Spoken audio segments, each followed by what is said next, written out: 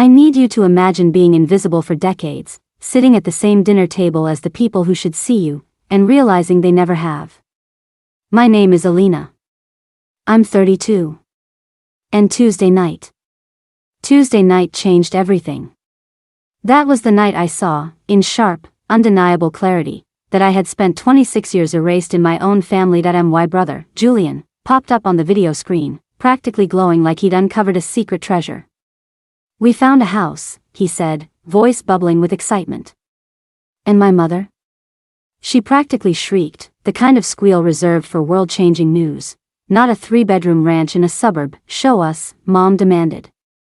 Julian swung the camera across granite counters, polished hardwood, sunlit rooms. My father leaned in, glasses perched like a judge reviewing damning evidence. And me? I sat at the end of the table, fork frozen halfway to my mouth, the roast cooling on my plate. "How much do you need, son?" Dad asked, that golden, warm tone reserved only for Julian. $100,000. Down payment. "Consider it done," Dad said. His words fell like a hammer on the table, yet I felt like I was speaking a different language when I asked quietly, "And what about me?" 3 faces turned like I'd conjured a ghost. Dad's warmth evaporated instantly. I reminded them of my loans, my 2 jobs, the $15,000 I begged for tuition, and the Applebee's gift card they gave me instead. Julian sat silently, uncomfortable, but silent when it mattered most. I told them everything. Campus catering, weekend retail, $42,000 debt, graduation with a $50 gift card. "You should be grateful we came at all," Dad said. Gratitude, my failure, wrapped in his voice like a whip. "You chose the easy path," he added. That I swallowed and said quietly, "I'm a senior designer at a tech firm. I make $78,000 a year." He countered with Julian's $140,000. "That's ambition. You? Mediocrity. This is what failure feels like." The room tilted.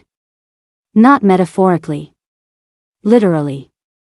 I could feel it. And I realized, for the first time, I didn't need their approval to exist. That I stood. Chair scraping. "I'm done with dinner," I said. Mom told me not to be dramatic. Dad demanded I sit. I didn't. The night air was cold, sharp. No coat. My 2011 Civic, 140,000 miles, check engine light flashing, my only witness as I drove to my studio apartment. $1,400 rent. Second job grinding until 2 a.m. Every cent saved. By 32, I had $126,000 tucked away. My secret.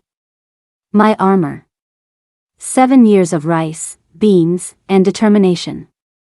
I didn't just survive, I was preparing to leave. 3 decisions that night: change my number, block every family member online, start looking at property. 2 days later, Mrs. Liang from the building found me crying on the stairs. 73 years old, lived through wars, and still full of fire.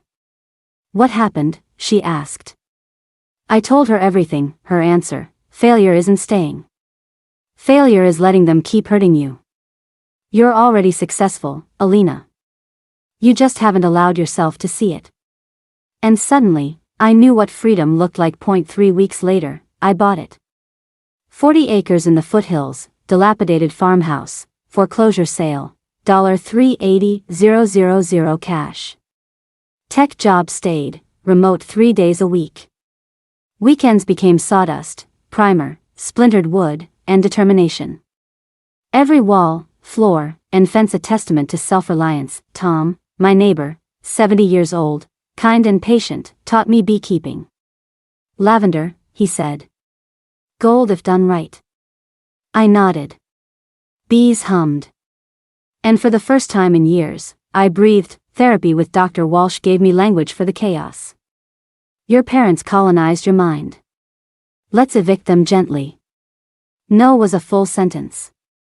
Evidence folders documented every slight, every gift disparity, every moment of favoritism. Not revenge. Reality. I planted lavender in measured rows. I built a life that didn't need them. By July, the first harvest. Purple waves, scent filling the valley. I sold everything at market. The farm paid for itself.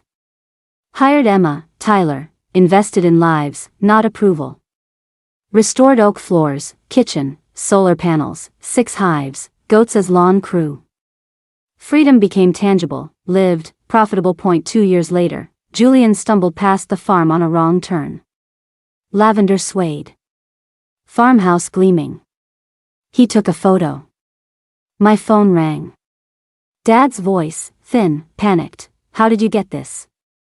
I stayed calm.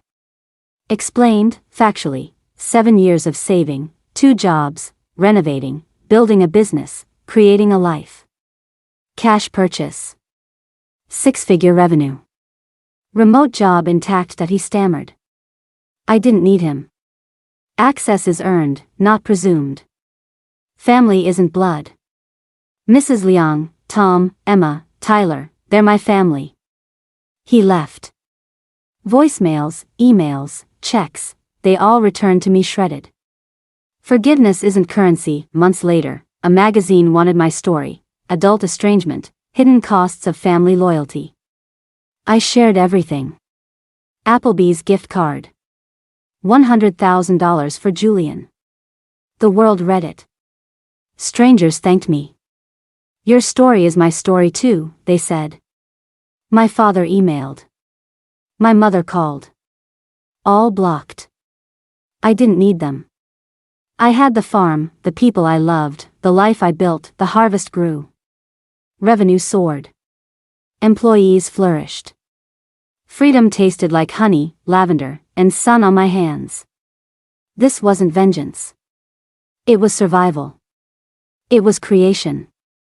And it was mine. That if you've ever been erased, overlooked, dismissed, this is your permission to leave. Build the life you deserve. Plant your own lavender. Keep your own bees. Define your own family. Because at the end of the day, the only person who has to see you is you.